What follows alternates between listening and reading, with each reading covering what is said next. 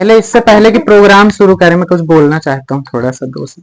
जैसे कि मैंने अभी कुछ दिन पहले मैंने बताया आप लोगों को कि पार्टिसिपेट करना है 1 तारीख को, तो मैंने देखा कई सारे बच्चे डर रहे थे पार्टिसिपेट करने से। हो रहा था ना ऐसा, कई सारे बच्चों के साथ पार्टिसिपेट नहीं कर पा रहे थे, उनको थोड़ा हिचकिचाहट लग रही थी। स्टेज फियर उसे कहते हैं, ठीक है, स्टेज फियर कहते हैं, स्टेज में आने से डर, हेजिटेशन, हिचकिचाहट, ठीक है।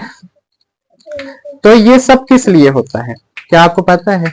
नहीं पता। तो वो सब होता है क्योंकि मेरे साथ भी ऐसा हो चुका है। मैं भी पहले बचपन में बहुत ज्यादा स्टेज फियर होता था मेरे को भी, क्योंकि स्टेज में जाते समय क्या हालत होती है, मेरे को एक्सपीरियंस है ऐसा, ठीक है।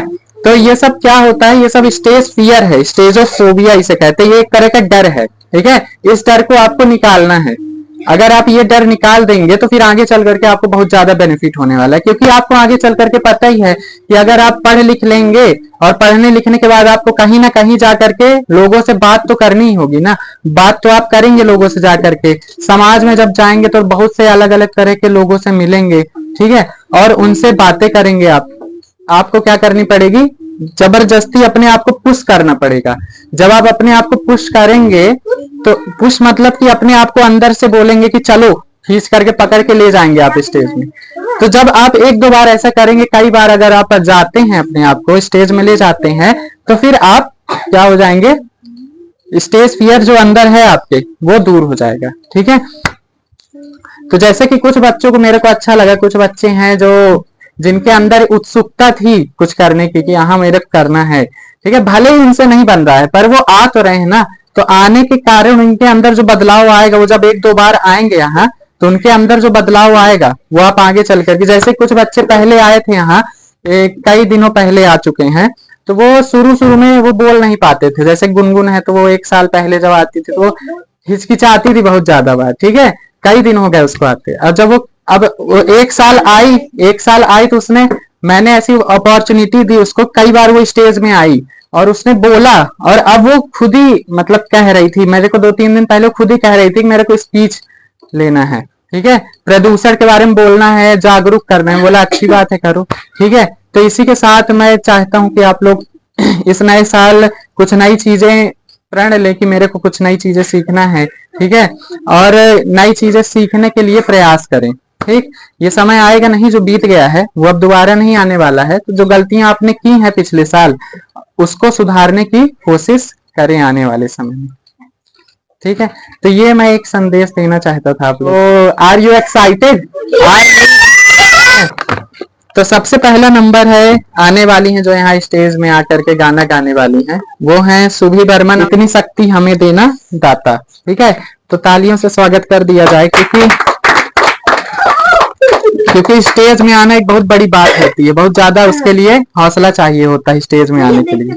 अब वो आ रही हैं तो उनका थोड़ा सम्मान करते हुए आप लोग थोड़ा शांति सुनेंगे जो गा रही हैं, और कोई हंसे वसेगा नहीं, क्योंकि उनको भी आना ही है स्टेज में एक बार चल करके। तो थोड़ा अपनी भावनाओं पर कंट्रोल करते हुए, ठीक है।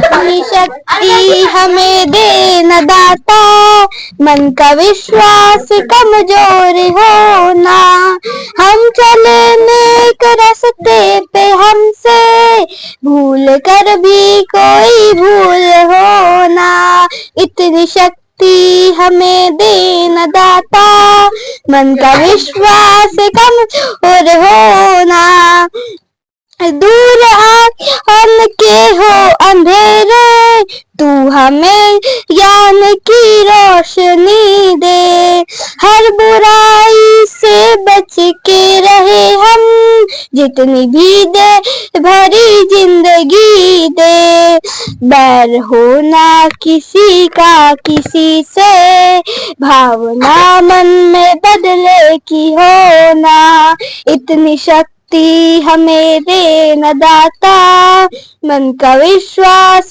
कमजोर होना। तो जैसा कि आप सबने देखा कि क्लास 6 में गुनगुन ने बहुत अच्छा गाना गाया, प्रस्तुत किया आप लोगों के सामने, इतनी शक्ति हमें देना दाता। और अब हम नेक्स्ट पार्टिसिपेंट को बुलाने वाले हैं जो कि भाषण देने वाली हैं, और उनका नाम है अंशिका मिश्रा, क्लास 8, मिट्टी का महत्व बताने वाली। तो तालियों के साथ उनका स्वागत करना चाहिए। आ जाए। गुड आफ्टरनून एवरीवन, मेरा नाम अंशिका मिश्रा है। आज नए साल की हार्दिक शुभकामनाएं आप सभी को। आज मैं मिट्टी का महत्व बताने वाली हूँ। तो जैसे कि इस मिट्टी पर ही हम बड़े हुए हैं, यहीं पे पले हैं और इस मिट्टी पर ही हमारा खाना बना सब होता है। इसी मिट्टी से हम खाना पाते हैं, फूल पाते हैं, फल पाते हैं, सब्जियां पाते हैं। उसी से हमारा जीवन चल रहा है। और मिट्टी पे जैसे कि खेती होती है, लकड़ी वकड़ी निकलती है उसी से। तो लकड़ी के भी कई सारे उपयोग हैं। मिट्टी 5 प्रकार की होती है। तो बहुत सारी मिट्टियां भी होती हैं जिससे हम खेती करते हैं और मिट्टी को कई सारे चीजों में हम उपयोग करते हैं। और मिट्टी से जो है तो हम चूल्हा वूल्हा भी बनाते हैं और खाना पाना भी उसी से चलता है। अनाज, सब्जियां, फूल और कई चीजें निकलती हैं मिट्टियां से और इसी में हम पलते हैं। छोटे से लेके बड़े तक इसी मिट्टी पर रहते हैं और मिट्टी हमारी पृथ्वी के नीचे वाली परत में मिट्टी पाई जाती है। बस, थैंक यू, धन्यवाद।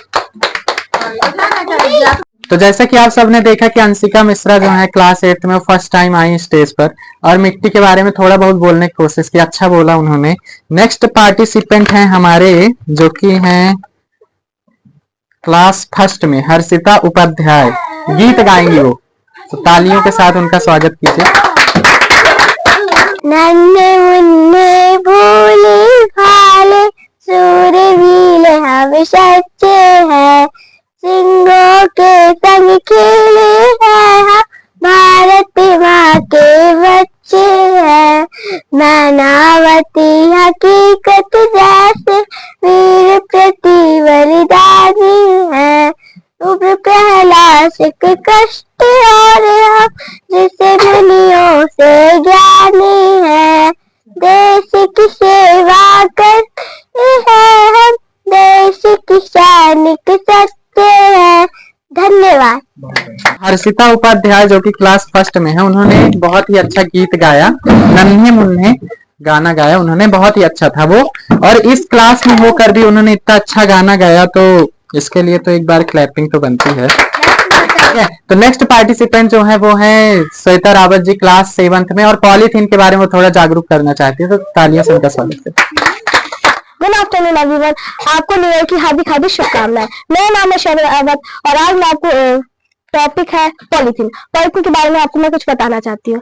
जैसे कि पॉलीथीन किसी के पेट का भी है चीज है और भोजन है, एक उस तरह का साधन टाइप का है।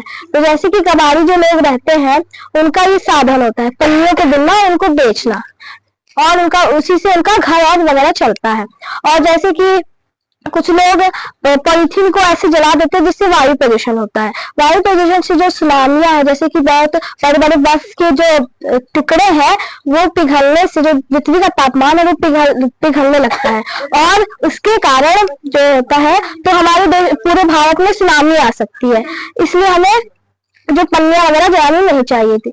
और जैसे कि कुछ लोग क्या करते हैं कि पन्नियों को तालाब में या नालों में फेंक देते हैं, उसको ऐसा नहीं करना चाहिए क्योंकि मछलियां और अन्य जीव उसको अपना भोजन समझ के उसे खा लेते हैं जिससे उनकी मृत्यु हो जाती है।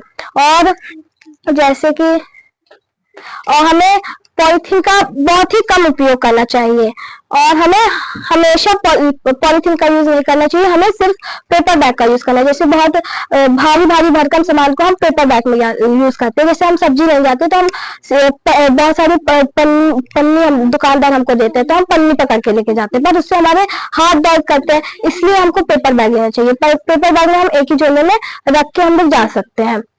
और जैसे कि उससे और जैसे अगर पन्नियां कम होने लगी तो इससे कारण फैक्ट्रियां बंद हो जाएगी और सिर्फ पेपर बैग यूज होने लगेंगे। धन्यवाद। तो जैसा कि आप सबने देखा कि जो श्वेता रावत जी हैं उन्होंने पॉलीथीन के बारे में हमें जागरूक करने की कोशिश की है और इसे बहुत से बच्चों ने आज कई सारे टॉपिक पर हमें जागरूक करने की कोशिश की है और उन्होंने बहुत ही अच्छी अच्छी बातें बताई है जिससे कि जो यहाँ छोटे छोटे बच्चे उनको बहुत ही ज्यादा सीख मिली होगी और आपको भी बहुत ही ज्यादा सीखने का मौका मिला होगा।